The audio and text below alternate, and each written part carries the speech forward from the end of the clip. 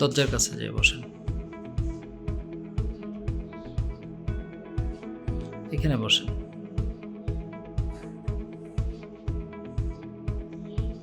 Viewers, আজকে আমরা আমাদের একটা পেশেন্ট, ওনার নাম হলো বাকাবিল্লাহ। ওনার আজকে এসিএল অপারেশনের 7 মাস চলতেছে। তো 7 মাসে ওনার যে এসিএল এর যে জার্নি, সেটা নিয়ে ওনার সাথে আমরা কথা বলবো।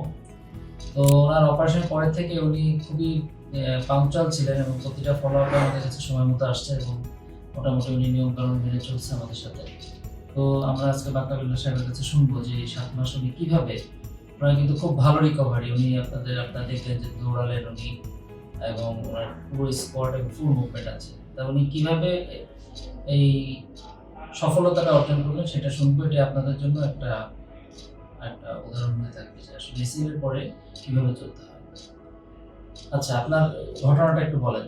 আমি বাড়ি থেকে মোটরসাইকেলে যাচ্ছিলাম, হঠাৎ একটা অ্যাক্সিডেন্ট হয়ে আমার পায়ের লিগামেন্ট ছিঁড়ে গেছিল। পরে স্যারের কাছে আসার পরে স্যার আমাকে পরীক্ষা নিরীক্ষা করার পর বলছে যে অপারেশন লাগবে। অপারেশন করা হয়েছে স্যারের কাছে। স্যার যেভাবে ফলো আপ করতে বলছে আমি ওইভাবেই চলছি। আচ্ছা, আপনি প্রথম 1 মাস কিভাবে চলছে? প্রথমে স্যার 15 দিন পরে আসতে বলছিল, অপারেশনের 15 দিন পর। তারপর থেকে আস্তে আস্তে আমাকে ব্যায়াম দিয়েছিলেন। আচ্ছা, কি ব্যায়াম করছেন আপনি? স্যার একটা দিয়েছিলেন বালিশ হাঁটুর নিচে দিয়ে চাপ দিয়ে পাটা সোজা করা, শার্ট করা এবং ব্যায়া করা, আপ ডাউন করা, দিয়ে হালকা পাতলা দিয়েছিলেন। তারপরে 1 মাস পরে আসার পরে তখন ওই 90 ডিগ্রি করতে দিয়েছিলেন। এইভাবে আপনি যেভাবে বলছেন ওইভাবে করে আস্তে আস্তে 2 মাস পর তখন আমাকে আস্তে আস্তে জগিং করতে দিয়েছে। ঠিকই স্যার, আমি ওইভাবে করছি, ইনশাআল্লাহ আমি খুব সুস্থ। আচ্ছা, ঠিক আছে। এই অপারেশনের পরে কি আপনার প্রথম দিকে তো আপনার ব্যথাটা হতো কিনা? হ্যাঁ, ব্যথা হতো। তখন আপনাকে বলছিলাম যে একসময় ব্যথা কমে যায়। জি জি স্যার।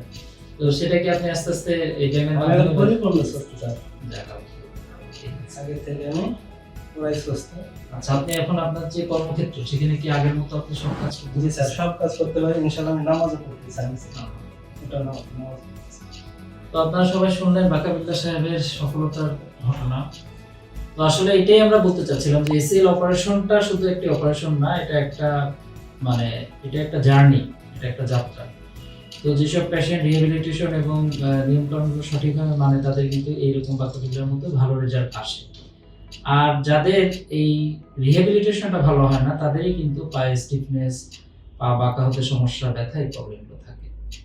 তো সবাই আপনারা ওনার কথা শুনে ওনার জন্য দোয়া করবেন। ধন্যবাদ সবাইকে।